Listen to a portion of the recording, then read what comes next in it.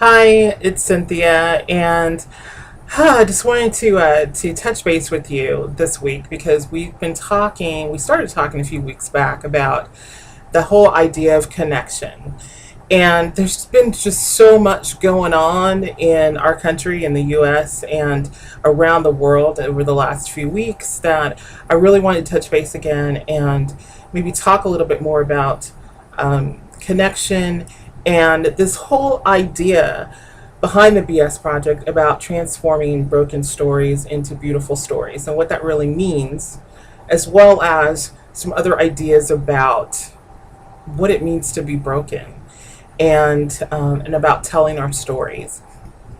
So, when I talk about our broken stories in the context of the BS Project, my idea behind that is that those our broken stories are those stories that we tell ourselves that are really about separating our disconnection from our true selves, from our authentic selves. And that happens with what I call the lies of separation that we're all indoctrinated with from the time we come into the world, really. Where that idea of not being quite good enough, not having enough, not being enough, not feeling worthy, not feeling loved, not feeling whole, not feeling complete, not feeling that we fit. All of those things are the lies of separation, that disconnection, that thing that makes us the other. And it causes us to not connect to our true selves. And that's what I mean when I talk about our broken stories. It's those stories, it's that BS that we tell ourselves so that we stay in that place of living our lives from the vantage point of being other, other than the one who fits in or belongs or has enough or is pretty enough or skinny enough or smart enough or whatever it is. It's our belief stories, our backstories, our body stories, the things that we tell ourselves to convince ourselves that we don't have a place in the world, that we don't fit for whatever reason. And so those are the broken stories. And I've started thinking couple things. One, about this whole concept of brokenness. Beyond that, usually when we think of broken or the experience of brokenness, it's the things that we've been through that wounded us deeply, that broke our spirits, that broke our hearts, that broke our truth.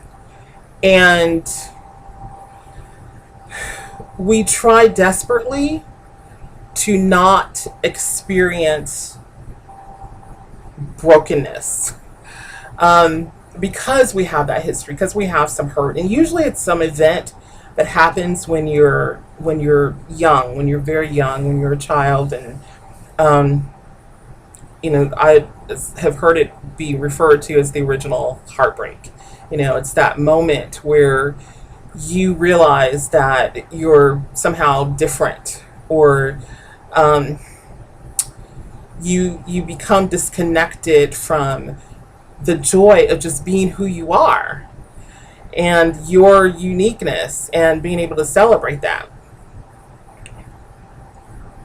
I think sometimes we run from experiences because we hold this fear of that broken experience of being broken over and over again. And I think that the truth is really sometimes um, that brokenness can in itself can be a beautiful thing, because when we allow ourselves to experience and embrace the experience of brokenness, where it breaks us open in a way that it starts to dismantle all of the lies um, that we tell ourselves, and that society and our family and the culture or whatever tells us, whether it's through media or, education or religion or whatever it is, that when we embrace broken, the concept of being broken, that through that process, it can be the thing that allows our light to shine through. Um, I'm really wanting to tell stories, and because of all the events that have been going on, which is really all about disconnection. It's about othering. It's about people being so afraid of themselves that they have to make other people the enemy. And the thing is, people are never the enemy, and everybody's looking for some kind of revolution. And as my friend Adrian reminds me, that it's not a revolution that we need, it's an evolution. We need an evolution of consciousness. And that happens when we start reconnecting to ourselves and who we are and our truth, when we reconnect to each other and see the humanity in other people and understand that we are all connected, understand that we are not separate from not only other people, but from the earth, from the universe at large, that everything is connected. And so when we focus so much energy on being angry, and I have to tell you guys, I'm so tired of being angry, and I understand the feeling. Trust me, I understand it. And it's exhausting, and it's just perpetuating this whole disconnection of that fear, and we're just getting more of the thing that we don't want.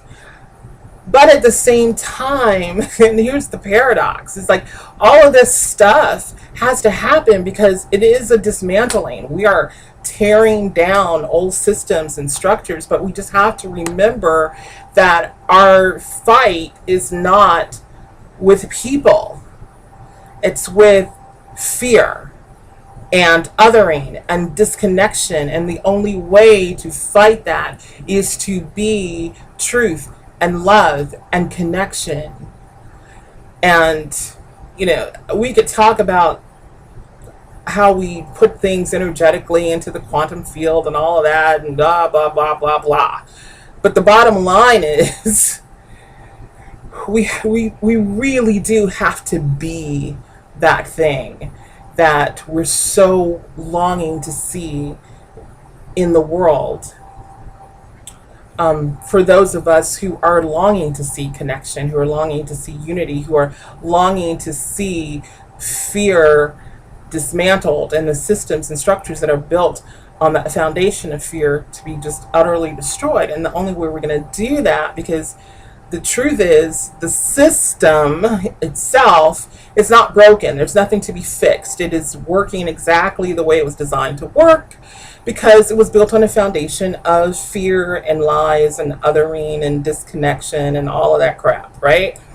So there has to be a dismantling of that foundation. And the only way to do that is lifting our own consciousness in love and connection and truth. And it will happen. It's a painful process. I get that. It is. Evolution is. It's a birthing. It's a labor. It's a pushing out. And it's not fun. But it's absolutely necessary. And so when I start thinking about stories, because I don't want to spend a lot of time here on this today, but there's so much we could talk about. But one of the things that I was thinking about in my own life, and I'd really love to hear your stories about that moment when you became conscious of being an other, whether that was because of your race or your gender or your sexual orientation or whatever it is, your socioeconomic status, your education status, your, whatever. Because we all have that moment of, most of us have that moment of some form of feeling like the other. And all of that's a lie. All of it's a lie. But I can remember when I was a kid, and I started out life in private school. So I went to like Head Start, and then I went to a private kindergarten in first grade. And I really wanted to go to public school for second grade. And so I begged my parents to let me go to public school.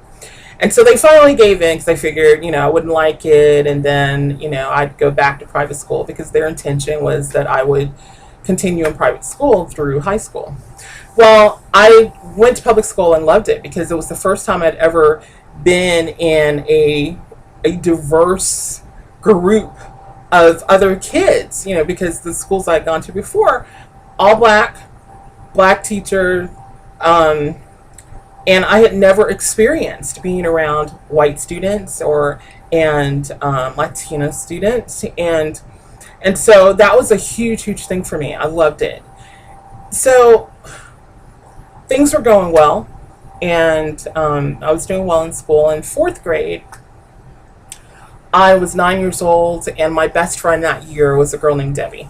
Debbie was in the fifth grade. She was 10, and we adored each other. She was my first really close female friend, and I can still see her face to this day. She had, this long dark brown hair and like the brightest blue eyes and pale white skin with lots and lots of freckles and these bangs, and she liked to wear hats, and I just thought she was awesome. I loved Debbie, and I felt very loved in return. And we spent all of our time, as much time as we possibly could, together in school. And after school, you have that few minutes where you're waiting to be picked up.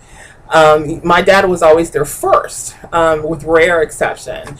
My dad would be there first, and so I always left her waiting for her mom. Well, one day we were outside just kind of talking and playing around, and my dad was not there first. Her mom was there, and her mother saw me and saw us playing together, and she calls Debbie over to her. They left, and the next day Debbie came to school and told me that her mother told her that she couldn't play with me anymore.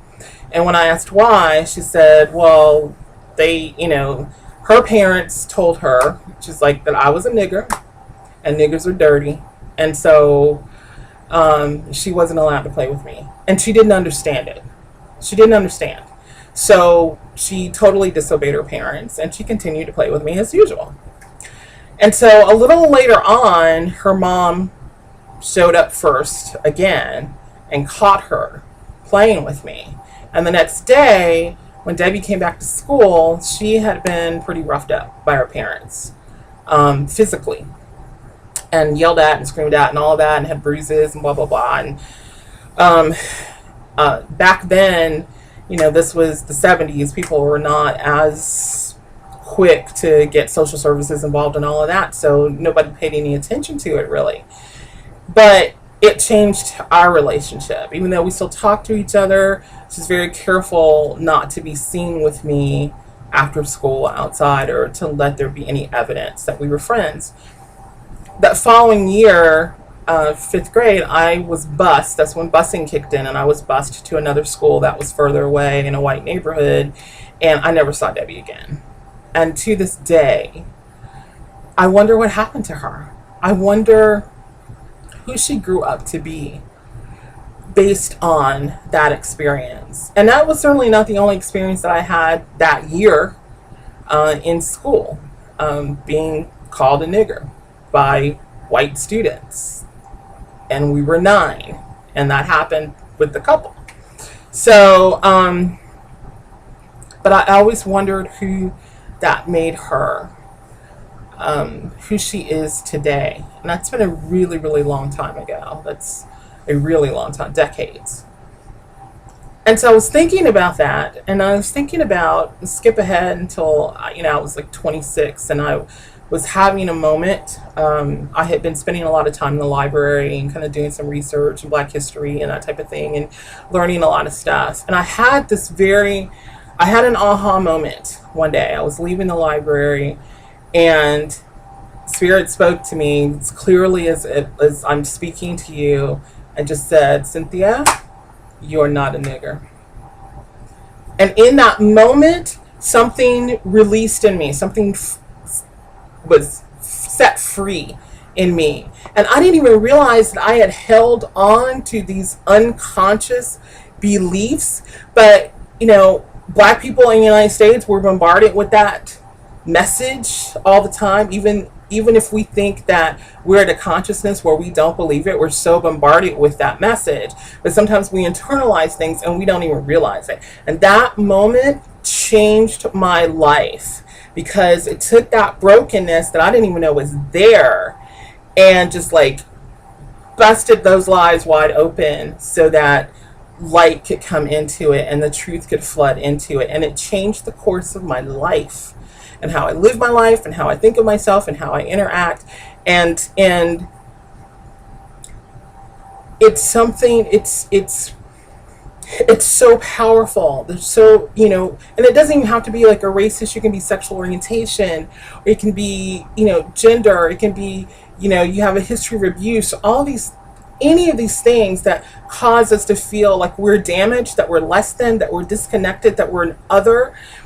All of those things, we need to tell our stories. We need to shine a light on them. We need to let them just bust open and let that light in, and transform that crap into something that's really beautiful and powerful. Not to erase it like it never happened, but to see it for what it is, and put our stories in the world, because that's how we heal ourselves, and that's how we invite other people to heal. And so we need to do that. And I would really love to hear your story of that moment that you felt you first recognized yourself as there was something different.